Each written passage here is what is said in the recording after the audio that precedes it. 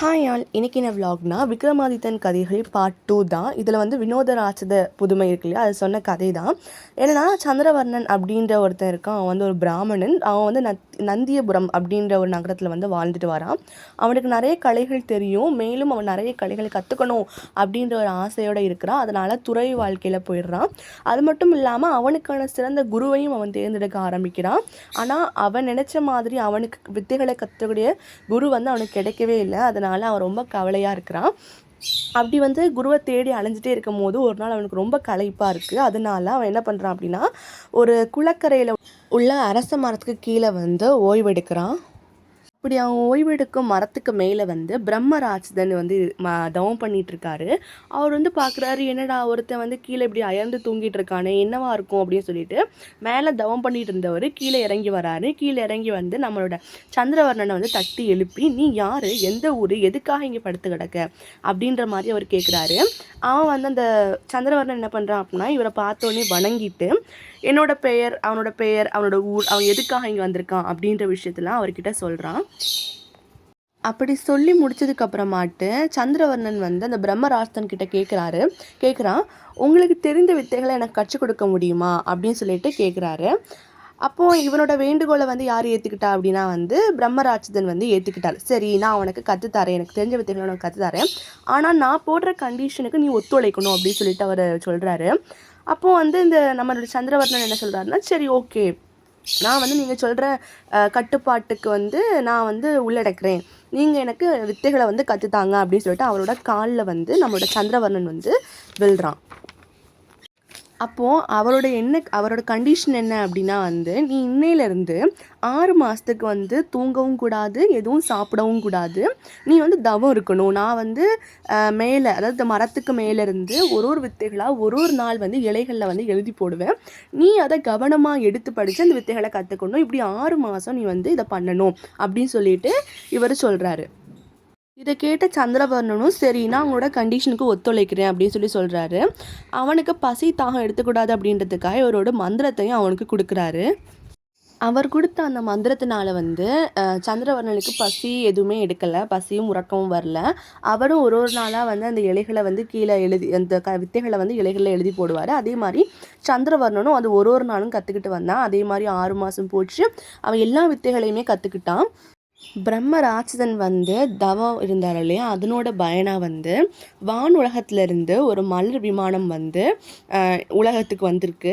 அதில் வந்து பிரம்மராட்சதன் ஏறி வந்து போகக்கூடிய சமயம் வந்து பிரம்மராட்சனை வந்து இந்த சந்திரவர்ணன் வந்து வணங்கி, குருநாதரே, உங்களுடைய அருள்னால் நான் எல்லா வித்தைகளையுமே கற்றுட்டேன், இனி நான் என்ன செய்யணும் அப்படின்றது நீங்களே சொல்லிடுங்க அப்படின்னு சொல்கிறாரு இந்த சந்திரவர்ணன். அதுக்கு அவர் என்ன சொல்கிறாரு அப்படின்னா, நீ வந்து இனி உன் ஊருக்கு போகலாம், உனக்கு பிடிச்ச பொண்ணே நீ கல்யாணம் பண்ணலாம் அப்படின்னு சொல்லி சந்திரவர்ணனை வாழ்த்தி வந்து அனுப்புனாரு.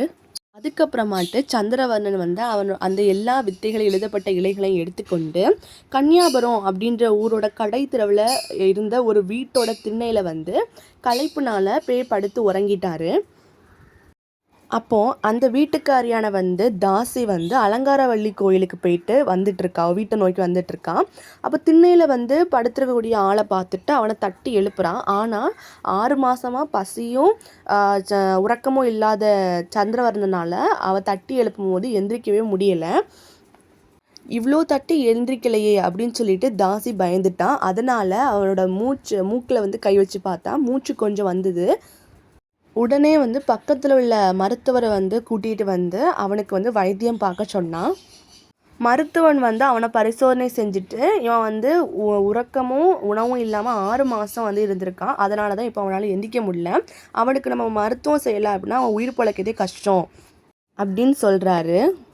அதுக்கப்புறமாட்டு அந்த மருத்துவனை வச்சே வந்து எல்லா மருந்து மாத்திரையும் கொடுக்குறா. அவன் எல்லா வேலைகளையுமே அவனுக்காக செய்கிறான். அப்படி அவள் 8 நாள் வந்து அவனுக்காக வேலை செஞ்சான். 8ஆவது நாள் வந்து சந்திரவர்ணன் வந்து எழுந்து உட்காந்து அவனுக்கு சுயநினைவெல்லாம் வந்துடுச்சு. வந்த உடனே அவனுடைய அந்த வித்தைகள் எழுதிய இலைகள் கட்டி வச்ச மூட்டைகள் அது எல்லாத்தையும் எடுத்துகிட்டு வந்து அவன் ஊரை நோக்கி புறப்பட்டான்.